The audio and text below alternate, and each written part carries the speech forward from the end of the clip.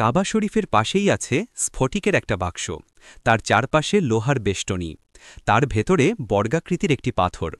পাথরটির দৈর্ঘ্য, প্রস্থ ও উচ্চতা সমান, প্রায় ১ হাত। এই পাথরই মাকামে ইব্রাহিম।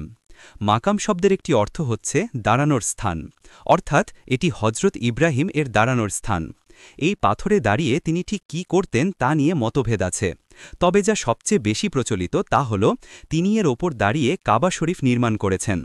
পাথরটির মাঝখানে একজোড়া পায়ের ছাপ আছে। ধর্মপ্রাণ মুসলমানরা বিশ্বাস করে হজরত ইব্রাহিমের মোজেজার কারণে শক্ত পাথরটি ভিজে তাতে তার পায়ের দাগ বসে গেছে। সেখানে আজও সেই ছাপ দেখা যায়। তামা আর আয়নার তৈরি বাক্সে রাখার আগ পর্যন্ত মানুষেরা পাথরটি হাত দিয়ে ধরার সুযোগ পেত। এখন পাথরটি শুধু দেখা যায়, ধরা যায় না। মানুষের হাতের স্পর্শে ও জমজমের পানি দিয়ে ধোয়ায় পাথরটির ভেতরে কিছুটা ডিম্বাকৃতির গর্তের সৃষ্টি হয়েছে।